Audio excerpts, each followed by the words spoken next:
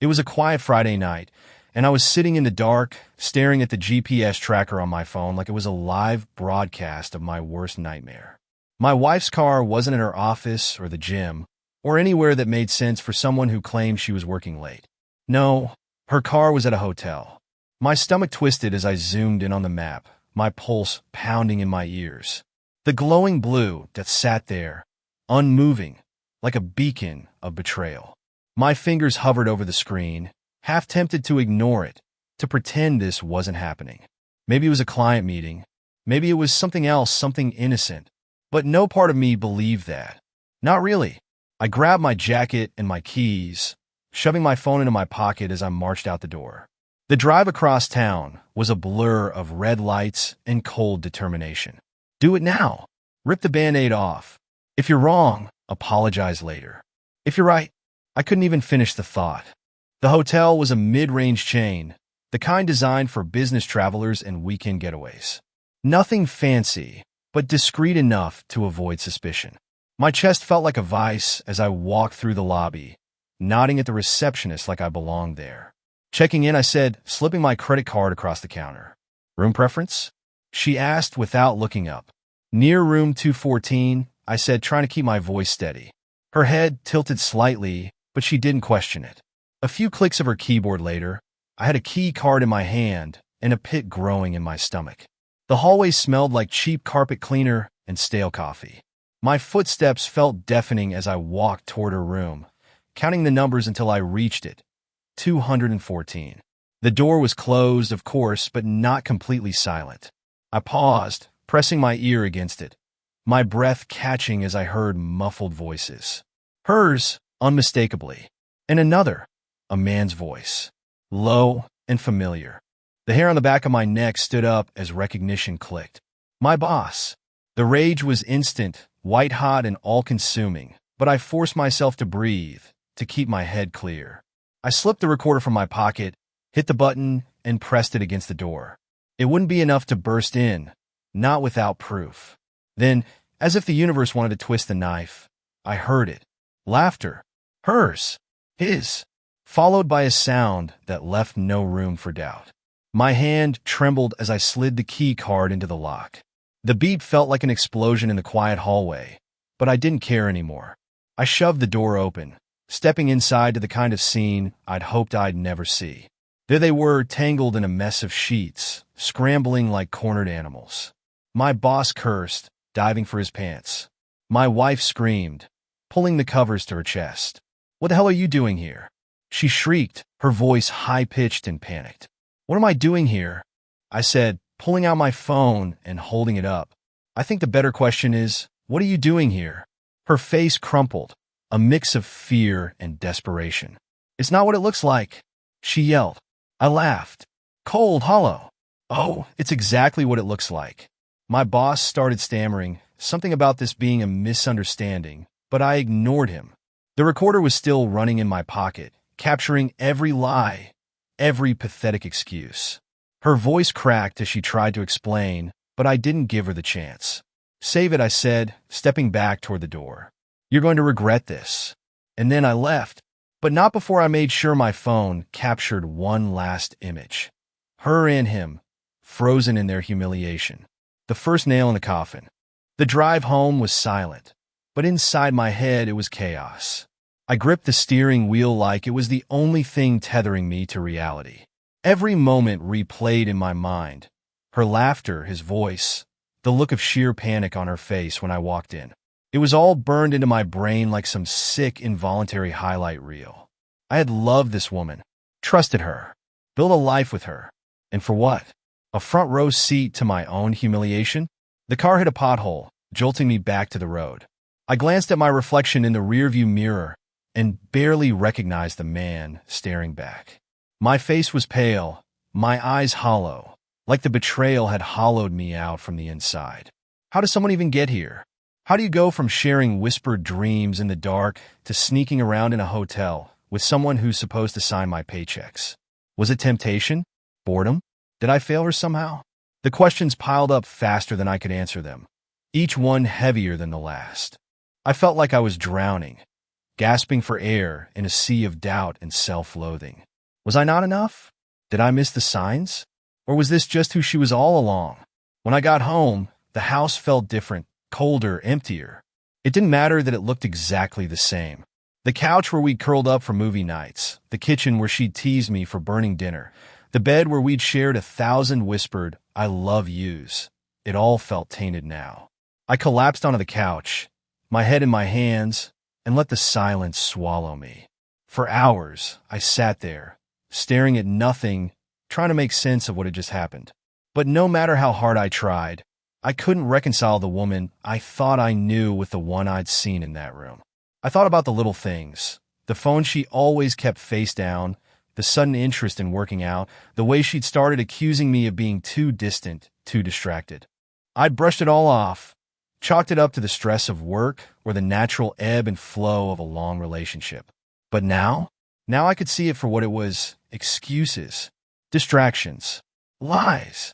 And the worst part, I'd let her get away with it because I trusted her, because I wanted to believe that love was enough. By the time the sun started to rise, I wasn't angry anymore. Anger would have been easier, cleaner. Instead, I just felt empty. I stared at the wall, my mind running in circles, and I realized something that shook me to my core. Trust isn't something you give lightly. It's something you build, brick by brick, over years of shared experiences and mutual respect. And when someone shatters it, it doesn't just hurt. It leaves you questioning everything. Had every "I love you" been a lie? Every kiss, every touch, every promise? Or had those moments been real, only to be discarded when temptation came knocking? I thought about her face when I walked into that hotel room, how quickly her mask had slipped. There was no love in her eyes then, no remorse, just fear. Fear of being caught, of losing the comfort and stability I'd given her. And that's when it hit me. This wasn't about love. It wasn't even about me. It was about her, her selfishness, her inability to resist temptation, to value what we'd built enough to protect it. I grabbed my phone and started scrolling through the pictures I'd taken, my jaw tightening with every image. The rage started bubbling back up, but this time, it didn't consume me. This time, it fueled me. If she wanted to treat me like a fool, fine, but she was about to learn the hard way that I wasn't one. I didn't know exactly what I'd do yet, but I knew this much. I wasn't going to let her walk away from this unscathed. She'd shattered my trust, my heart, and my life in one fell swoop. Now it was her turn. In the days that followed, I learned something about betrayal that no one tells you. It's not just about the act itself. It's about the silence that comes after, the deafening quiet that forces you to sit with it, to pick apart every memory, every decision, every thread of your relationship until there's nothing left but raw, exposed truth. I didn't confront her right away. I couldn't. Instead, I lived in a strange, suspended reality. On the surface, everything was normal. We shared meals, exchanged polite conversation, and even went through the motions of a shared life. But underneath, I was unraveling, and I couldn't help but wonder if she noticed. Did she see how my eyes lingered on her just a little too long, trying to decipher whether the woman I loved was still in there? Did she catch the way my voice faltered when I said, "Have a good day," knowing she was probably heading off to see him? Or was she too wrapped up in her fantasy to care? There was a moment, just one, that nearly broke me. It was late at night, and we were sitting in the living room. She had her laptop open, pretending to work, and I was flipping through channels on the TV, not really watching. Out of nowhere, she leaned over and rested her head on my shoulder. It was such a simple thing, something she'd done 1,000 times before. But this time, it felt different. Wrong. My body tensed, every muscle screaming to pull away, but I stayed still. I told myself it was for the sake of appearances, for the plan I was building in my head. But the truth? The truth was that a part of me still wanted to believe in her. I wanted to believe that this gesture was real, that it wasn't just a mask she wore to keep me in the dark. I wanted to believe that somewhere, beneath all the lies and betrayal, there was still a piece of her that loved me. But as I sat there, her warmth against me, all I could see was her in that hotel room. Her laughter, her smile, her betrayal. And just like that, the moment shattered. By the time she went to bed, I was a mess. I sat in the dark, staring at the blank TV screen, replaying the moment over and over in my mind. Had it been real? Or had she just been trying to ease her guilt, to convince herself that what she was doing wasn't so bad? It didn't matter. None of it mattered. Because no matter how much I wanted to cling to the idea of us, the truth was staring me in the face. She had made her choice. She had crossed a line that couldn't be uncrossed, broken something that couldn't be fixed. And now I had to make my choice. I spent the next few nights piecing together my plan. It wasn't enough to confront her. Not yet. I needed to make sure she couldn't weasel her way out of it, couldn't spin some story to paint herself as the victim. I went through her phone while she slept, screenshotting every incriminating message I could find. I sifted through our finances, looking for proof of her indiscretions. I even managed to get a copy of the hotel invoice, confirming she'd paid for the room with our joint credit card. With every piece of evidence I gathered, the weight in my chest grew heavier. This wasn't just about her betrayal anymore. It was about everything we'd built together, the years of love and trust that she'd tossed aside like they meant nothing. And the worst part? She didn't even know I knew. Every time she kissed me goodbye, every time she smiled at me across the dinner table, it felt like a slap in the face. But I let her play her part because I knew the curtain was about to fall. Soon, the silence would end. And when it did, the world she thought she'd carefully built would come crashing down around her. Betrayal is a peculiar beast. It doesn't just ambush you, it infects you. Like a slow-acting poison, it seeps into every corner of your mind, tainting your memories, your perceptions, even your ability to trust yourself. I started questioning everything. The first time I felt it was when she laughed at something on her phone while we were eating dinner. A light, carefree laugh that used to make me feel lucky to know her. Now it just made me nauseous. Was it him? Was he texting her right under my nose? I watched her, fork halfway to my mouth, and felt something inside me twist. She caught me staring and smiled. "What?" she asked, her tone so casual, so normal, that for a moment I almost believed it. "Nothing," I said, forcing myself to return the smile. But it wasn't nothing. It was everything. When you've been betrayed, every moment becomes a puzzle piece you didn't know you were missing. I started revisiting the past, looking for clues in every conversation, every glance, every fight. I thought about the night she came home late from a team-building event, her cheeks flushed, her hair slightly disheveled. I joked that she looked like she'd had too much fun, and she'd laughed, brushing me off with a kiss. At the time, I didn't think much of it. But now I wondered if she'd been kissing me with someone else's taste still on her lips. I thought about the work trip she took 3 months ago, the one where she barely called. When I asked why, she said she'd been too busy, her tone laced with annoyance, like I was being unreasonable. Had he been with her then too? The questions came like waves, relentless and unending. And the worst part? There were no answers, only the gnawing, insatiable hunger to know. One night, I sat in our bedroom, staring at the ceiling as she slept beside me. The soft rhythm of her breathing should have been comforting, but instead, it felt like a cruel reminder of how far we'd fallen. I wanted to shake her awake, to demand the truth, to force her to look me in the eye and admit what she'd done. But I didn't. Not because I didn't want to, but because I knew she'd lie. That's the thing about liars. They don't just deceive you. They force you to question reality itself. They plant seeds of doubt in your mind until you're not sure if you're crazy or if they're just that good at hiding the truth. And she was good. Too good. I started paying attention to the little things. The way she'd glance at her phone, her fingers hovering over the screen as if deciding whether to respond. The way she'd take just a little too long to answer when I asked about her day.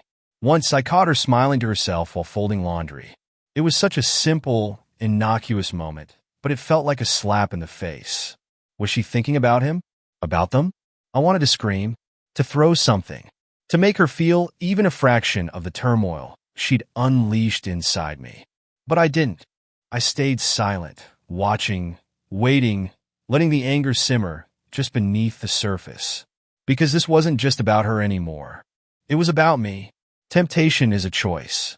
Betrayal is a choice. And trust? Trust is the fragile thread that holds everything together. She'd severed that thread, and now I was left holding the pieces, trying to decide what to do with them. There was a time when I thought love could conquer anything. That no matter how bad things got, we could fix them. But love doesn't survive betrayal. Not the kind that rips through you like this. No, this wasn't about fixing anything anymore. It was about making sure she understood exactly what she'd done. I wasn't just going to end this. I was going to end it in a way she'd never forget. By the time I walked through the door that evening, I felt like I was living in a stranger's home. She greeted me with the same warm smile she'd worn every day for years, but now it felt like a lie stitched onto her face. "How was your day?" she asked, her voice cheerful, casual, like nothing had changed. "Busy," I replied, shrugging out of my jacket. My tone mirrored hers, but inside, I was unraveling. How many times had we had this exact exchange? How many moments like this had passed without me realizing that the woman I was talking to wasn't who I thought she was? She kissed my cheek as I walked past her, the scent of her perfume wafting up, floral, sweet, and suddenly nauseating. "Let me know if you want me to heat up dinner," she called after me. Her voice was light, carefree. It grated against me. How could she act so normal, so utterly unbothered, when I was drowning in the weight of what she'd done? I closed the bedroom door behind me and sat on the edge of the bed, staring at the floor. The pictures, the videos, the messages. I'd seen it all. I knew the truth. But knowing didn't make it easier. I pulled my phone from my pocket and scrolled through the screenshots again, my jaw tightening as I reread the texts. "Can't wait to see you again. Last night was amazing. Wish he wasn't in the picture." The words blurred as tears filled my eyes. I hated myself for feeling this way, weak, broken, betrayed. I wanted to throw the phone against the wall, to scream, to do anything to stop the storm inside me. But I didn't. Instead, I stared at the messages, letting the pain wash over me, searing every word into my memory. This wasn't just her betrayal. It was my reality now. Later that night, as we sat on the couch watching some forgettable TV show, I glanced at her out of the corner of my eye. She looked so normal, so at ease, laughing at the jokes on the screen. But I couldn't stop studying her. The way her lips curved into a smile, the way her fingers tapped rhythmically against her leg. I wondered how she could be so calm, so untouched by the destruction she'd wrought. "Are you okay?" she asked, catching my gaze. I nodded quickly, forcing a smile. "Just tired." Her expression softened, and she reached over to squeeze my hand. "You've been working so hard lately. Maybe we should take a weekend trip, just the two of us." The audacity of it hit me like a punch to the gut. A weekend trip? She was actually suggesting a romantic getaway, while she was still tangled up in her affair. "Maybe," I said, my voice steady despite the storm inside me. She smiled, oblivious to the truth brewing beneath the surface. That night, after she fell asleep, I sat at the kitchen table, the weight of everything crushing down on me. I thought about the promises we'd made to each other on our wedding day, the life we'd built together. And now, it was all ash in my hands. I opened my laptop, the folder of evidence staring back at me like a dark, unspoken secret. The pictures, the texts, the video from the hotel room, all of it was there waiting. I didn't know why I hadn't confronted her yet. Maybe part of me wanted to believe she'd come clean on her own, that some shred of the woman I fell in love with would resurface. But as I stared at her sleeping form through the open bedroom door, I knew better. She wasn't going to tell me the truth. She wasn't going to take responsibility. So, I'd make her. Not tonight. Not yet. But soon. And when I did, it wouldn't just be her undoing. It would be her reckoning. There's a strange intimacy to living with someone who doesn't know you've uncovered their deepest betrayal. You watch them closely, not out of love anymore, but out of morbid curiosity. You start noticing things you didn't see before. The slight hesitation in their voice, the way their phone never leaves their side, the almost imperceptible flicker of guilt in their eyes when they think you're not looking. That morning, she stood in the kitchen, pouring coffee in her favorite mug, the one I'd bought her on a trip to the mountains. She hummed softly to herself, oblivious to the storm raging inside me. "You're up early," she said, turning to offer me a smile. I nodded, leaning against the doorframe, watching her like she was a stranger in my house. Couldn't sleep. She frowned, setting the coffee pot down. Is everything okay? The question hung in the air, heavy with irony. I wanted to scream, to ask how she could even pretend to care when she'd been sneaking around behind my back. But I didn't. Instead, I said just stressed about work. She walked over and wrapped her arms around me, resting her head on my chest. You work too hard, she murmured. I stiffened under her touch, my body instinctively recoiling from the intimacy. Did she touch him like this? Whisper to him like this? I'll be fine, I said, stepping back. Her eyes searched mine, a flicker of confusion passing across her face, but she didn't press. Well, let me know if there's anything I can do, she said lightly, picking up her coffee and heading to the living room. Anything you can do? The thought nearly made me laugh out loud. The rest of the day passed in a blur. She left for work in the afternoon, kissing me goodbye as she walked out the door. The moment it closed behind her, I sank into the couch, my head in my hands. The weight of it all was suffocating. I wasn't just angry anymore. I was exhausted. Exhausted from pretending, from holding myself together, from carrying the unbearable knowledge of what she'd done. I pulled out my phone, scrolling through the evidence again. Each picture, each message, each detail felt like a dagger to the heart. But I couldn't stop. It was like picking at a wound, knowing it would hurt, but needing to see it anyway. In one of the texts, he called her his little secret. The phrase burned in my brain, mocking me with its audacity. I wondered if she laughed when he said it, if she felt exhilarated by the risk, by the thrill of deception. I wondered if she even thought of me at all. That evening, she came home smiling, her cheeks flushed, her hair slightly tousled. How was your day? I asked, keeping my voice casual. She shrugged, slipping off her heels. Same as always. Meetings, emails, the usual. The lie slid off her tongue so effortlessly, it made me sick. That sounds exhausting, I said, forcing a smile. It is, she replied, heading to the kitchen. But at least I'm home now. I watched her go, my jaw tightening. Her words, her actions, her entire presence felt like a cruel performance, a charade designed to keep me in the dark. But I wasn't in the dark anymore. And soon, she wouldn't be either. Later that night, as she slept beside me, I stared at the ceiling, my mind racing. Betrayal isn't just about what someone does to you. It's about what it takes from you. It steals your sense of security, your belief in love, your faith in the person you thought you knew. She'd taken all of that from me. But now, I was taking something back, control. It wasn't enough to catch her in the act. I needed her to feel the weight of what she'd done, to understand the full scope of her choices. I didn't just want to confront her. I wanted to dismantle her carefully constructed world, brick by brick, until there was nothing left but the truth. And when that moment came, she wouldn't just see the cracks. She'd feel them break. There's a moment in betrayal when the pain becomes less sharp. It doesn't go away, not really. It just sits there quieter, like an old wound that no longer bleeds but aches when you touch it. That's where I was, existing in a strange purgatory where anger, sadness, and numbness took turns suffocating me. I'd started noticing the little lies she told.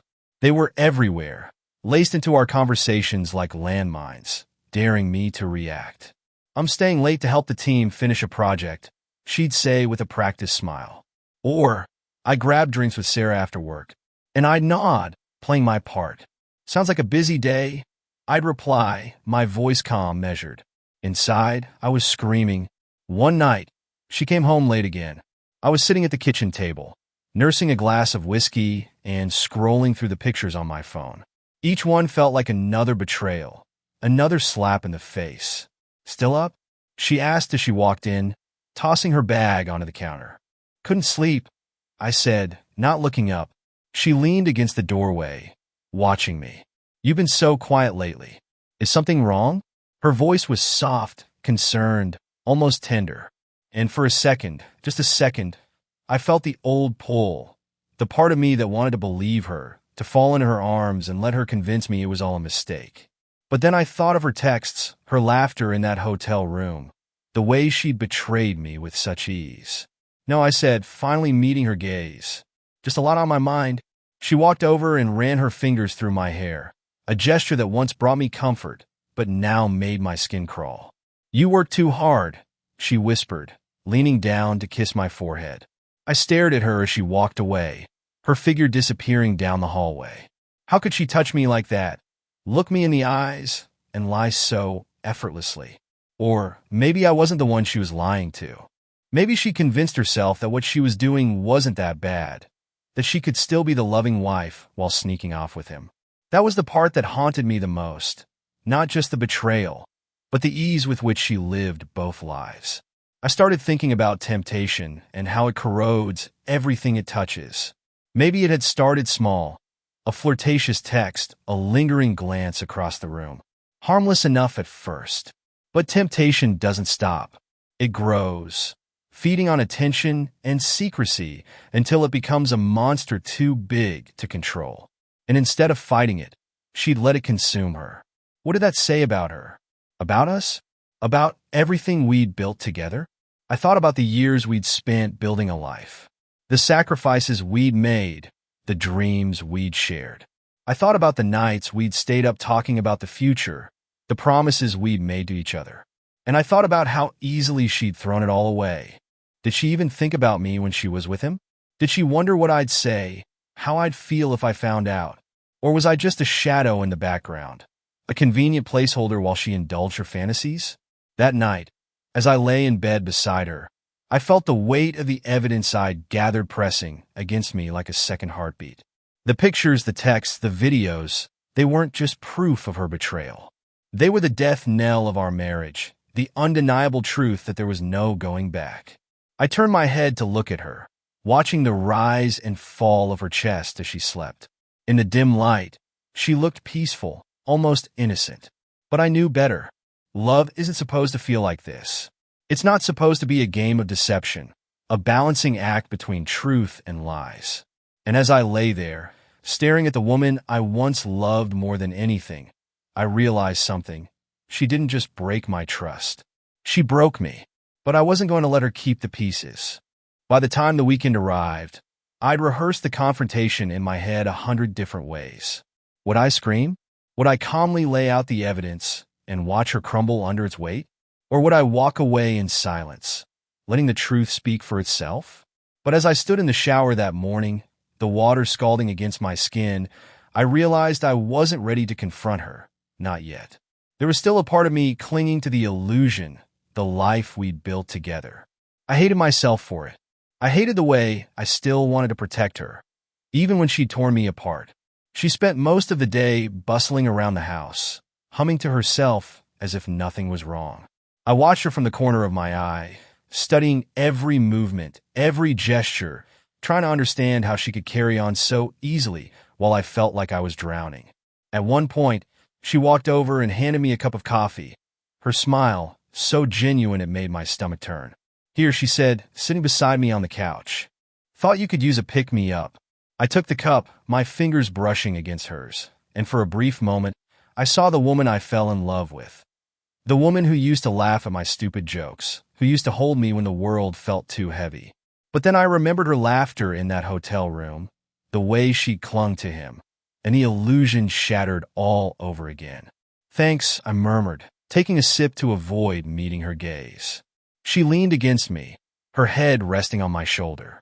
"We should do something fun this weekend," she said, her voice light and carefree. "Just the two of us. It's been a while." I didn't respond. I couldn't, because in that moment, all I could think about was the us she was so casually talking about. The us she destroyed. That evening, she stepped out for a quick errand. I watched her car disappear down the driveway, the GPS tracker on my phone lighting up as she drove. She wasn't going to the store. She wasn't running an errand. She was heading to him. My chest tightened as I stared at the glowing dot on the map. I wanted to chase after her, to catch her in the act again, to demand answers she couldn't give. But I didn't. Instead, I poured myself a drink and sat at the dining table, the folder of evidence spread out before me like a case file. The pictures, the text, the video, they were all there, cold and undeniable. I flipped through the photos, each one a dagger to the heart. Her smiling face, his hand on her waist, their shadows intertwined in the glow of streetlights. What was I to her now? A convenience? A safety net? Did she even think about me when she was with him? Or had she already written me off as a part of her past? I downed the whiskey in one gulp, the burn doing little to dull the ache in my chest. When she came home later that night, her face lit up as if she'd just had the best evening of her life. "Sorry I was gone so long," she said, leaning down to kiss me. I turned my head at the last second, her lips brushing against my cheek instead.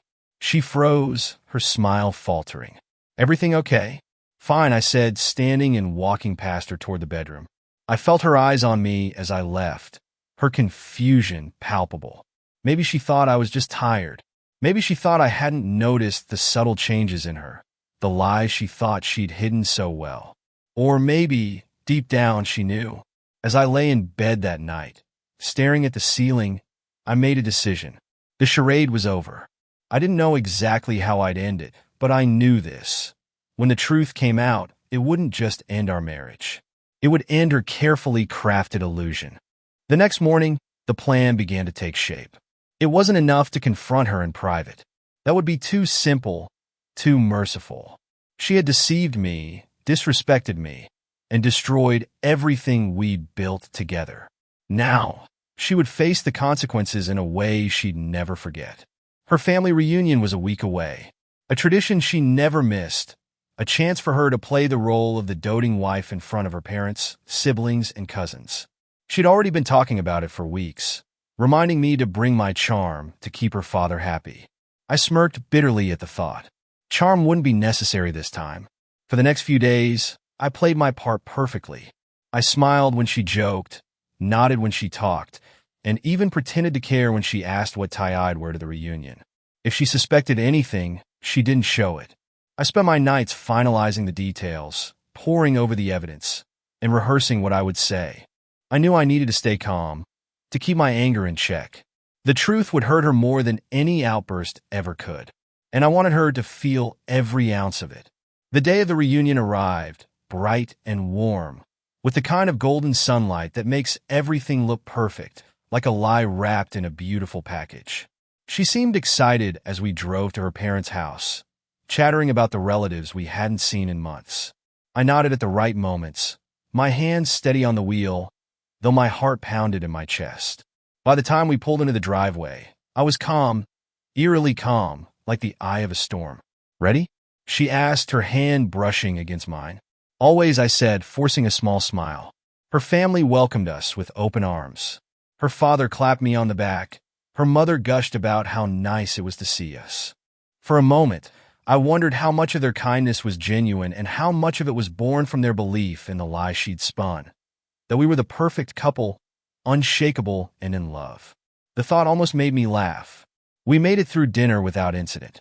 She played her role flawlessly, laughing at her brother's jokes, complimenting her mother's cooking, even leaning into me as if we were still the picture of a happy marriage. But when dessert came around, I stood. "Before we dig into this delicious cake," I said, my voice steady, "I have something I need to share." All eyes turned to me. I caught her glance, a flicker of confusion crossing her face. "What are you doing?" she whispered, her smile faltering. I ignored her and pulled my phone from my pocket, connecting it to the Bluetooth speaker I'd brought.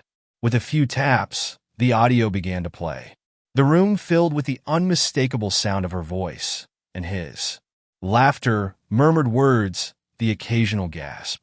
The scene from the hotel room came alive, echoing off the walls of her parents' living room.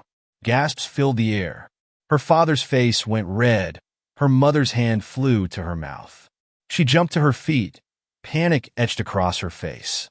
"Turn that off," she shouted, lunging for the phone. I stepped back, holding it out of reach. "Sit down," I said, my voice cold and commanding. "We're not finished." She froze, her chest heaving, her eyes wide with desperation. "Since you're so good at lying, I thought it was time your family knew the truth," I continued, pulling a manila envelope from my bag. I handed it to her father. "You might want to look through this." He opened it with trembling hands, the color draining from his face as he flipped through the photos, the screenshots, the hotel receipts. "This isn't true," she stammered, her voice breaking. "It's not what it looks like. It's exactly what it looks like, I said, my voice as sharp as a knife. I turned to her father, who was now glaring at her, his jaw tight. She's your problem now, I said simply. And with that, I walked out, leaving behind the woman who had shattered my world and the family who would have to pick up the pieces. The weight lifted as I stepped into the cool evening air. For the first time in months, I felt free. As I walked to my car, the night wrapped around me like a shroud. My footsteps echoed on the pavement, each step feeling heavier than the last. The rush of adrenaline that had carried me through the confrontation was fading now, replaced by an emptiness that felt infinite. I reached for the car door, but my hand hesitated. My fingers hovered over the handle, trembling, as if opening it would mean stepping into a new world, a world where I was no longer her husband, no longer the man who believed in her lies. A world where I was alone. I climbed in and started the engine, the low rumble grounding me. The driveway stretched out before me, flanked by the warm glow of the house I'd just left. Behind those walls, her family was picking through the wreckage of her carefully curated facade. And her? I imagined her standing in the center of the chaos, desperately trying to explain, to justify, to make sense of the mess she had made. But that wasn't my concern anymore. I pulled onto the road, the cool night air brushing against my face through the open window. The quiet was deafening, the kind that forces you to confront everything you've been running from. The truth about freedom is that it doesn't feel the way you expect it to. It's not immediate relief or even satisfaction. It's a void, a blank canvas that forces you to reckon with the question, what now? I'd spent so much time consumed by her betrayal, by the rage and the heartbreak, that I hadn't thought much beyond the confrontation. Now, the anger that had driven me for weeks was gone, leaving nothing but an aching hollowness. I didn't feel triumphant. I didn't feel vindicated. I just felt tired. I drove aimlessly for a while, the streetlights flickering above me, the world passing by in a blur. My mind wandered, replaying moments from our life together. Happy moments, ones I'd once clung to like lifelines. The time she surprised me with breakfast in bed on my birthday, grinning as she spilled orange juice on the sheets. The way she laughed when I danced terribly in the kitchen, pulling her into my arms despite her protests. The way she'd looked at me on our wedding day, her eyes filled with promises I thought we'd keep. Now, every one of those memories felt poisoned, tainted by the knowledge of what she'd done. Had any of it been real? Or had it all been a performance? A series of carefully constructed moments meant to keep me in the dark? I didn't have the answers. Maybe I never would. Eventually, I found myself parked by the waterfront, the soft lapping of waves against the shore breaking the silence. I leaned back in my seat, staring out at the dark expanse of water. And for the first time in weeks, I let myself cry. Not the quiet, restrained tears I'd fought back in the dark of our bedroom, but deep, gut-wrenching sobs that left me gasping for air. I cried for the love I'd lost, for the trust she'd shattered, for the version of myself I'd never get back.